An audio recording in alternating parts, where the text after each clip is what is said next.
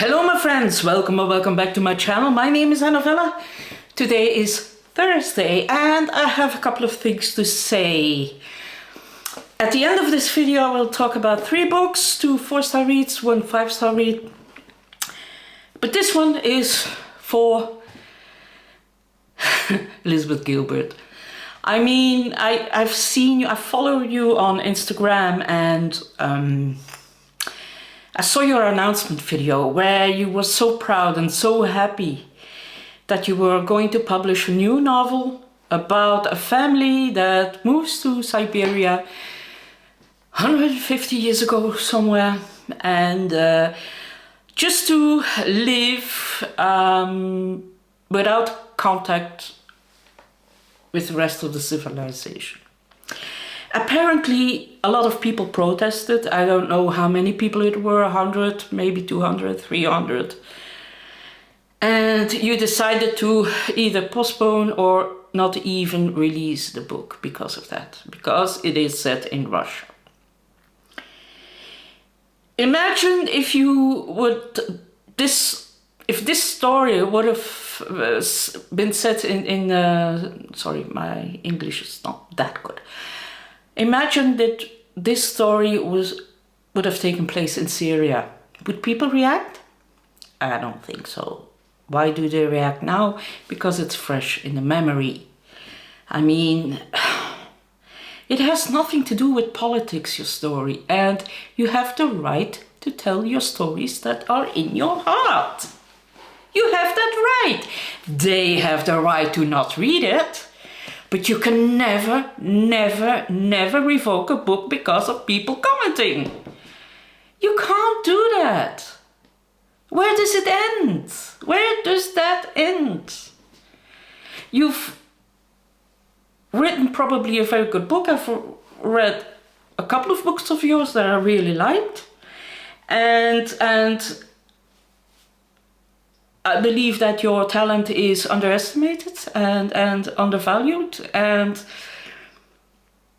but to stop publishing a book because some people protest because you have written a book that is set in Russia, that is so sad. So no, don't do that. Don't. It goes too far. It goes way too far. You can write whatever you want with the best intentions. There will be people that will have something to say and will be against it. You can't please everybody, and especially if your book is just set in Russia. Publish your book and maybe donate a fraction of your income to the people of Ukraine. They will appreciate it. This is not you saying, okay, put in your right, you can do whatever you want. No. If this book would have been set in Syria where the atrocities are still going on, nobody would have reacted. Why? Because Ukraine, Russia is still fresh in the mind. I would never stop publishing a book because people are protesting. On the contrary, I would use it to keep the problem alive and to keep, to make a statement that you first of all are aware what is happening there, and that you can use the launch of the book as refreshment of the mind, let's call it that people, oh yeah, there's still things happening in Ukraine and Russia. And also, where does it end? I mean, can anybody write anything anymore? Because there will always be protest. If you would have written a book about 2 women falling in love with each other, well, you would have been protested because now you have to say 2 non-men falling in love with each other. You can't even say two women falling in love with each other. You have to say non-man. I mean, this is all going way, way, way too far. So, publish that goddamn book. I will read it, promote it, and probably love it. And don't take our pleasure away. And if you can do something positive for the Ukrainian people, please do. Please do. And they won't hold it against you. They really won't. So yeah, that's it. Thank you. Now, the 3 books that I want to discuss is the first one that I've read this week was by Sylvia Townsend Warner, Mr. Fortune's Maggot. A bit of a bizarre name. Mr. Fortune is an old clerk that worked in the bank. This is published in the late 1920s. And he has a little bit of money and he wants to go to an island in the Caribbean, Vanua, to convert the people as a minister. And he wants to convert the locals to Christianity. But nobody really is interested in what he has to say, except for one boy, Novella. And an odd friendship develops between the two of them. And then things happen. And then he realizes that what he is trying to do there isn't right. He should let the people be the way they are. They're happy. They're living a good life. And the thing that he learned there is that friendship comes in all sizes and forms, and all forms and sizes. And yeah, it's a very short book. I enjoyed it, gave it 4 stars, long sentences if you like that. And yeah, I enjoyed it. So Mr. Fortune's Maggot, Sylvia Townsend Warner. Then I read Interghost by Isabella Hammad. This is the story about Sonia, who is a 38-something actress who doesn't have a very good career. She has played in a couple of short episodes and then television series, but she's not well known, and she really needs other stuff to make a living.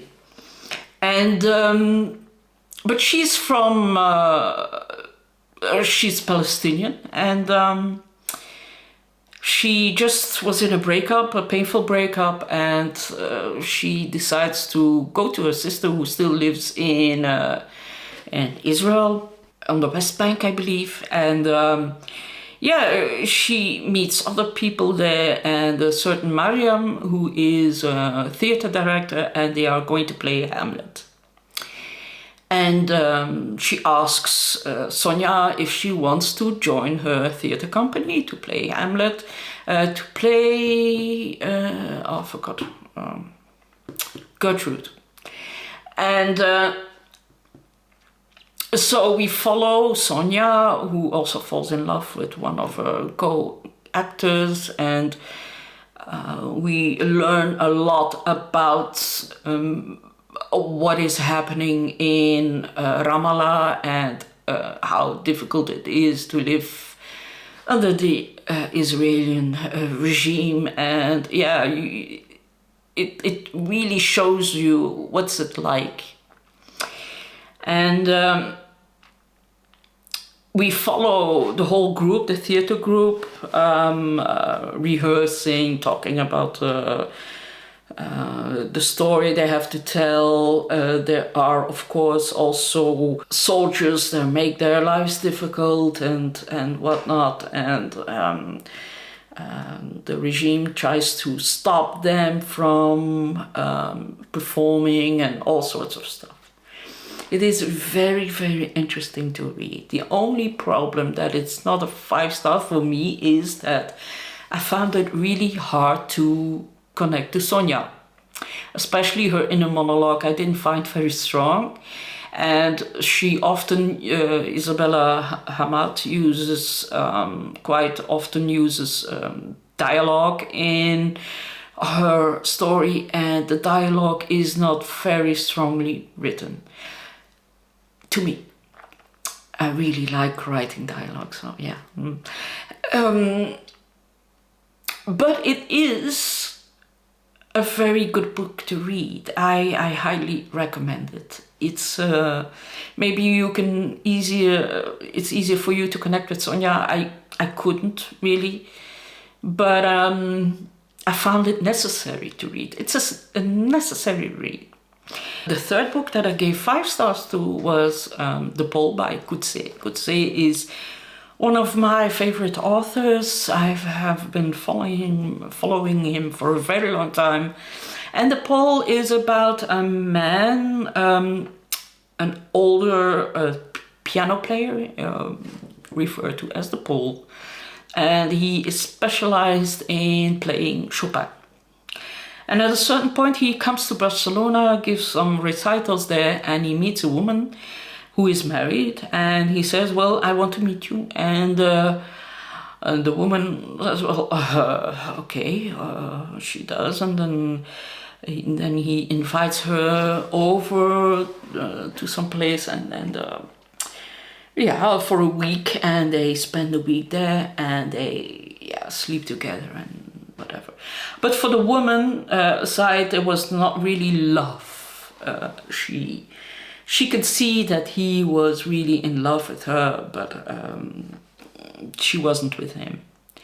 And then at a certain point, she receives a letter that he has passed away, and she has to pick something up in Poland.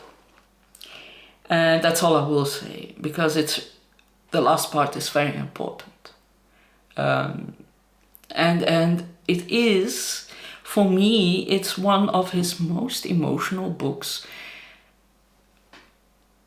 of Coetzee that he has ever written, and emotion and Coetzee don't really work together. He's also always very cold, very distant, very, it's difficult for him to write about emotions. Although the way he writes is always so sharp and so precise that it evokes a lot of feelings and emotions to the reader. He often makes me angry and annoyed, and he has the best character ever written. That's Elizabeth Costello, and this one is his most emotional book. His sentences are always short, to the point, not a word too many. I love it. That's very bizarre. Every paragraph is numbered. But it has a sense, and it is really, really, really good. I have not seen anyone talk about it on BookTube, and I really want other people to read it. For me, it was a 5-star read. I really enjoyed it. It's one of his best.